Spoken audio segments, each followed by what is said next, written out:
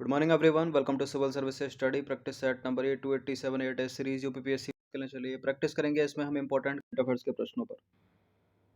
तो चलिए स्टार्ट करते हैं। 15 प्रश्न है इसमें इंपॉर्टेंट। अपना भी सोचना कि आंसर क्या हो सकता है उस प्रश्न का। 2 से 3 सेकंड का टाइम मिलेगा एक प्रश्न को पढ़ने के बाद। क्वेश्चन नंबर 1 है 22 से 24 अक्टूबर 2024 के मध्य 16वें ब्रिक्स शिखर सम्मेलन का आयोजन कहाँ किया जा रहा है? बताइए। रूस, चीन, यूएई।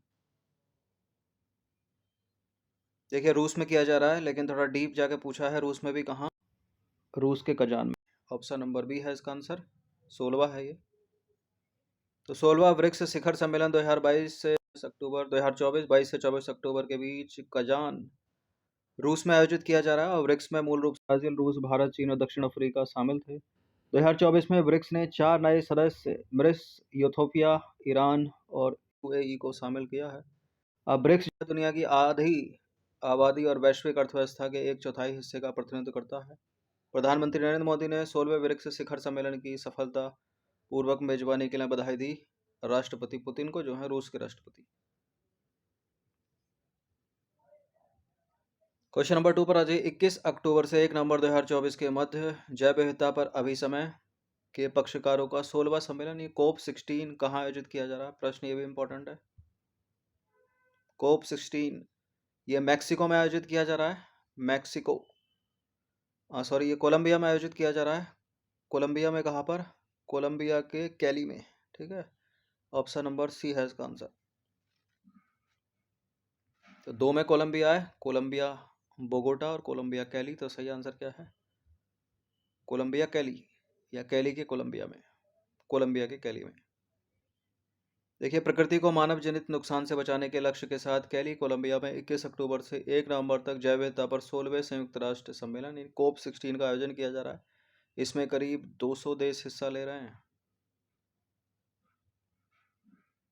क्वेश्चन नंबर 3 पर आ जाइए। 22 अक्टूबर 2024 को भारत और पाकिस्तान ने श्री करतारपुर साहिब कॉरिडोर समझौते की अवधि को 5 साल के लिए बढ़ाने पर सहमति व्यक्त की है। यह समझौता गुरुद्वारा दरबार साहिब तक तीर्थयात्रियों की यात्रा को सुविधाजनक बनाने के उद्देश्य से कब हस्ताक्षरित किया गया था? अब ये 5 साल तक बढ़ा दिया है फिर से। 24 अक्टूबर के बाद से 5 साल और बढ़ा दिया है, यानी वर्ष 2029 तक इसकी अवधि बढ़ गई है। ये शुरू कब किया गया था? ये शुरू हुआ था 24 अक्टूबर 2019 को। सी है इसका आंसर। तो भारत और पाकिस्तान की सरकारें श्री करतारपुर साहिब कॉरिडोर पर समझौते की वैधता को 24 अक्टूबर 2029 तक 5 वर्ष के लिए बढ़ाने पर सहमत हुई हैं। और दोनों देशों के बीच यह जो पिछला समझौता है वो 24 अक्टूबर 2024 को समाप्त हो रहा है, यानी आज। और दोनों देशों के बीच इस नए समझौते की घोषणा 22 अक्टूबर 2024 को भारतीय विदेश मंत्रालय द्वारा की गई थी। यह समझौता 24 अक्टूबर 2019 को हस्ताक्षरित किया गया था। और इस्लामाबाद में भारतीय विदेश मंत्री जो कि हैं डॉक्टर एस जयशंकर ने पाकिस्तानी प्रधानमंत्री शहबाज शरीफ और उप प्रधानमंत्री और विदेश मंत्री इशाक डार से मुलाकात की थी। अब बात आती है कि है क्या ये करतारपुर गलियारा। देखिए करतारपुर गलियारा एक 4.1 किलोमीटर लंबी सड़क है जो पंजाब के गुरदासपुर जिले के डेरा बाबा नानक शहर से शुरू होती है और पाकिस्तानी पंजाब प्रांत के नारोवाल जिले में स्थित गुरुद्वारा श्री करतारपुर साहिब पर समाप्त होती है। तो गुरुद्वारा श्री करतारपुर साहिब वर्तमान में है कहाँ पर? पाकिस्तान में है। करतारपुर पाकिस्तानी पंजाब में रावी नदी के पश्चिमी तट पर स्थित एक शहर है और यह सिखों का एक पवित्र तीर्थ स्थान है जहाँ सिख धर्म के संस्थापक गुरु नानक देव ने अपने जीवन के अंतिम 18 वर्ष बिताए थे। गुरु नानक देव जो कि सिखों के प्रथम गुरु। देखिए भारतीय तीर्थयात्री बिना वीजा के करतारपुर कॉरिडोर के माध्यम से पाकिस्तान जा सकते हैं, लेकिन उन्हें पाकिस्तान सरकार को प्रति व्यक्ति $20 का शुल्क देना होता है।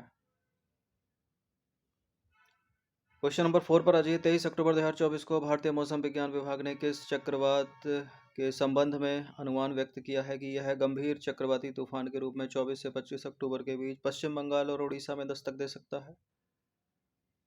चक्रवात फेंगल, चक्रवात दाना, चक्रवात मुरासू, चक्रवात अकवन। इसका नाम है चक्रवात Dana, option number B. Tropical cyclone है ये, साइक्लोन दाना। देखिए मौसम विभाग के मुताबिक बंगाल की खाड़ी में उठा चक्रवात दाना 24 अक्टूबर की रात और 25 अक्टूबर की सुबह के बीच ओडिशा और पश्चिम बंगाल के बीच टकरा सकता है, पश्चिम बंगाल के तट से टकरा सकता है, जिसको देखते हुए भारतीय तटरक्षक बल ने यानी इंडियन कोस्ट गार्ड ने कई निवारक उपाय लागू किए हैं। चक्रवात दाना पिछले 2 महीनों में भारतीय तट पर आने वाला दूसरा चक्रवाती तूफान है। इससे पहले जो चक्रवात आया था वो कौन था? अगस्त महीने के अंत में आया था, वो था चक्रवात असना। उसने भारतीय प्रायद्वीप को प्रभावित किया था। क्वेश्चन नंबर 5 पर आज 21 अक्टूबर 2024 को केंद्रीय श्रम एवं रोजगार मंत्री डॉक्टर मनसुख मंडाविया ने नई दिल्ली में असंगठित श्रमिकों के लिए किस पहल का शुभारंभ किया? किस पहल का शुभारंभ किया है? ई Shram one stop solution. E Shram one stop solution, option number ए।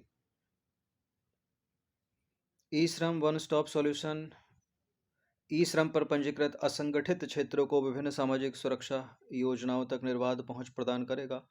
केंद्रीय श्रम एवं रोजगार तथा युवा कार्यक्रम और खेल मंत्री डॉक्टर मनसुख मंडाविया ने 21 अक्टूबर 2024 को नई दिल्ली में ई श्रम वन स्टॉप सॉल्यूशन का शुभारंभ किया।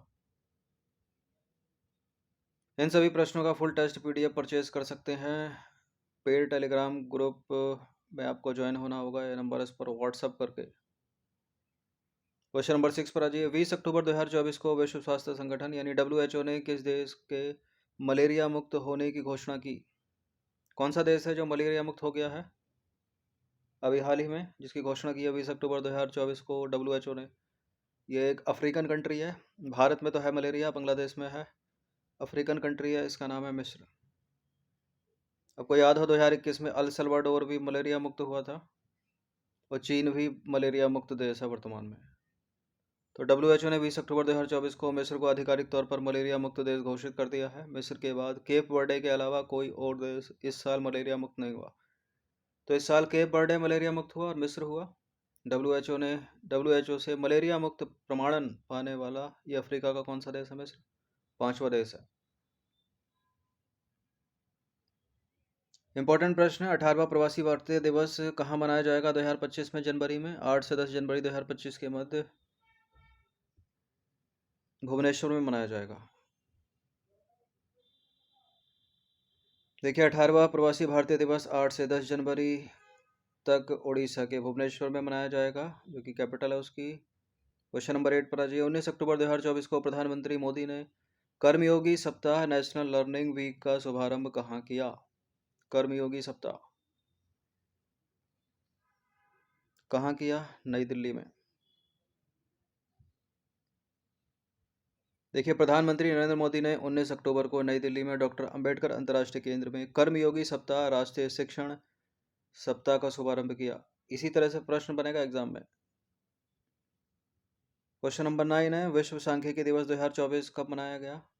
यानी वर्ल्ड स्टैटिस्टिक्स डे। ये हर साल मतलब 5 साल में एक बार मनाया जाता है। ये विश्व सांख्यिकी दिवस ये मनाया गया 20 अक्टूबर 2024 को। ए है इसका आंसर। तो विश्व सांख्यिकी दिवस प्रत्येक 5 वर्ष में 20 अक्टूबर को मनाया जाता है। सागर कवच।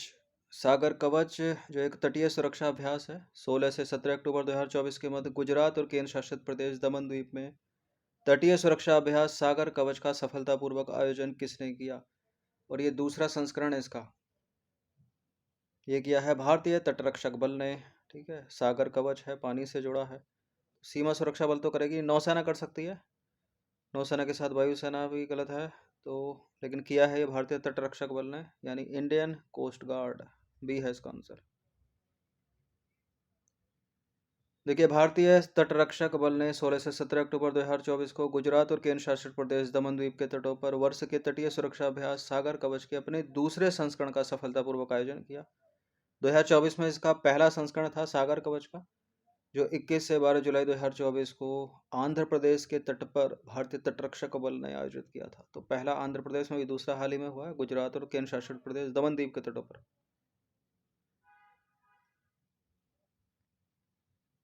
11वां प्रश्न है। 13 अक्टूबर 2024 को प्रसिद्ध गायक और अभिनेता किशोर कुमार की 37वीं पुण्यतिथि के अवसर पर मध्य प्रदेश की सरकार ने किस लोकप्रिय फिल्म निर्माता और निर्देशक को राष्ट्रीय किशोर कुमार पुरस्कार प्रदान किया है? यही है, ये SS राजामौली नहीं है, संजय लीला भंसाली नहीं है, वासु चटर्जी नहीं है।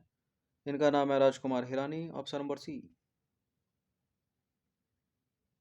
मुन्ना भाई, थ्री इडियट जैसी बढ़िया फिल्मों के ये डायरेक्टर हैं।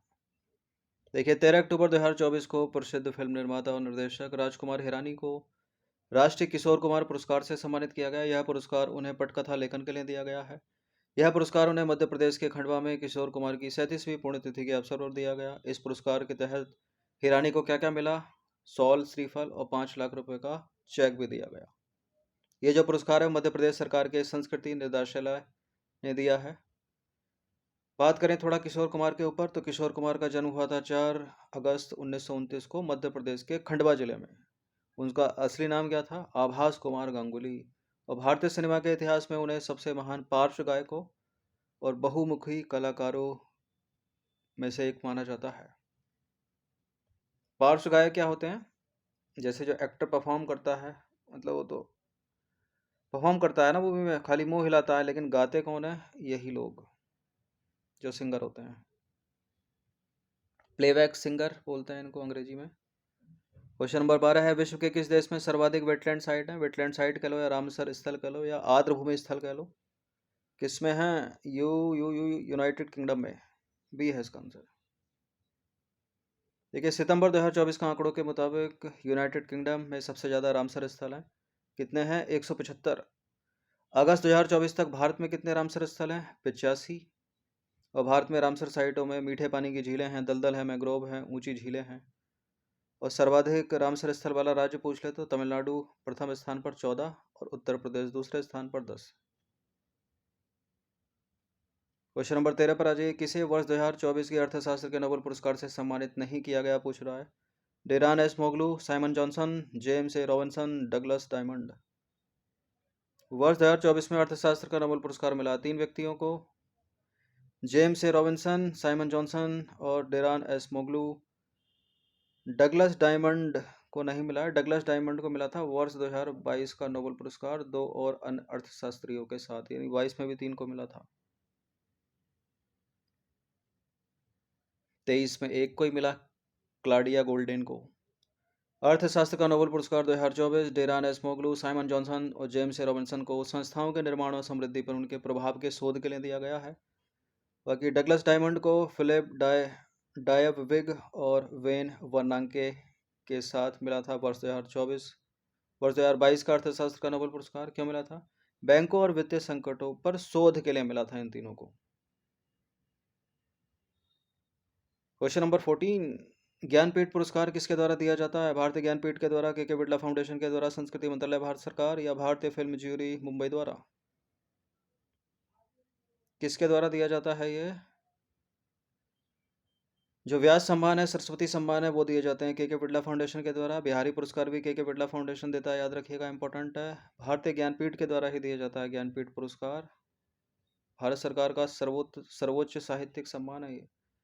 तो ज्ञानपीठ पुरस्कार से जुड़ी खास बातों को देखें तो भारत सरकार का सबसे पुराना और सर्वोच्च साहित्यिक पुरस्कार है।